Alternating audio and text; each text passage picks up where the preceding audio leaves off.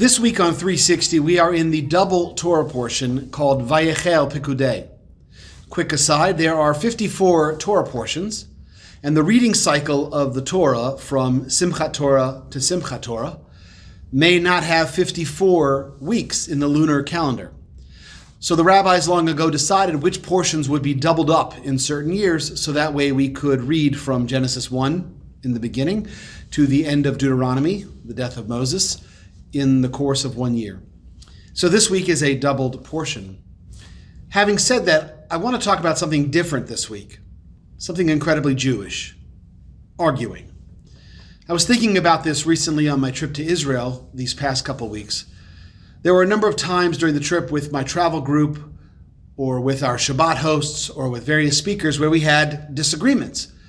And I felt that American push to be genteel and polite as an excuse not to engage in an argument. But my Jewish side was screaming, not out of anger, but out of love. Jewish people are properly conditioned to be open to discussion, debate, and multiple points of view.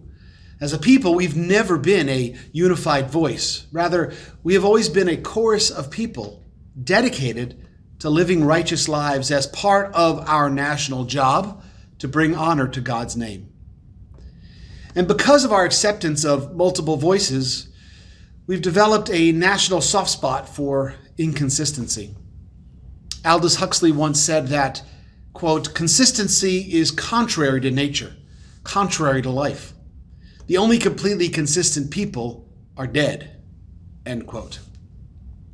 It's okay to say something this week and change our minds the next week. I once learned that Rabbi Moshe Feinstein, the 20th century leader of Orthodox Jewry, never allowed his sermons or thoughts to be published for fear that he may alter his opinion at a later date, and he did not want to be hampered by his earlier comments. He understood the thinking mind and the spiritual life, that it is an organic and ever-growing process. We must allow ourselves some room for inconsistency and contradiction. What we know in our youth is sure to change as we grow older. Judaism embraces this natural tendency to be inconsistent. However, when we speak of God, we assume, or even desire, some level of consistency.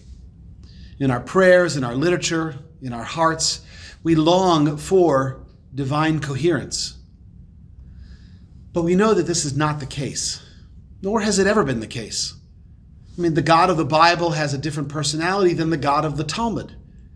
These ideas are different than the God of the medieval philosophers and of the 20th century theologians. With each new Jew comes a new theology, and yet we all claim to communicate with the same God. Author Jonathan Kirsch once suggested that Judaism has never been a singular Judaism. He uses the language of Judaisms. Throughout history, there have been many Judaisms, and ultimately, there is only one thing that binds all Jews in history together, and that is pluralism. It makes sense. We've always differed with one another in our dress, in our cuisine, in our theology, in our relationship to text, and so on. So it is with God. We face that same reality. God is multivalent, ambiguous, unknowable, and so by extension, it makes sense that we cannot always agree on what God wants of us. In the book of Isaiah, the prophet asks that very question. What does God want us to do? What does God want from us? It should have a single answer, but we know that for every two Jews, there are three opinions. But for every one God, there should be one set of expectations. But again, this is never the case. We have different authors, biblical writers, prophets, rabbis, scholars, theologians, philosophers who give us different answers. What does God want from us? For the priests of the temple, it was to offer sacrifices in honor of agricultural festivals or sins or making vows, Shabbat, ritual purity, and so on. For 20th century Jewish thinker Martin Buber, God does not want anything from us. Rather, God is to be experienced by us in interpersonal relationships. For the rabbis of the Talmud, God wants us to interpret texts and expand Jewish law and to be observant of the laws that were clarified and set down by the rabbis. For Isaiah, God wants us to engage in social action to redeem ourselves from sin. In Isaiah, he sees the Jewish people trying to appease God with sacrifices and offerings, but they are still sinning. So God chastises the ritually active Jew, but morally corrupt Jew, and offers a prescriptive text for how to live better. God says, quote, "Wash yourselves, make yourselves clean, remove the evil of your doings from before my eyes, stop doing evil. Learn to do good, seek justice, relieve the oppressed, judge the fatherless, plead for the widow." End quote. What does God want us to do? According to Isaiah, as I read it, we need to focus more energy on each other and take more care of our neighbor rather than trying to appease God with offerings and sacrifices. I also recognize that these are not mutually exclusive acts, for in taking care of one another, we bring honor to God. This is the Reformed Jewish message. We didn't invent this idea in the early 19th century. The Reformed movement takes our cues from the biblical text. We can see in the Bible, especially in the prophets, a radical shift away from appeasement of God to appeasement of people as the new way to honor God.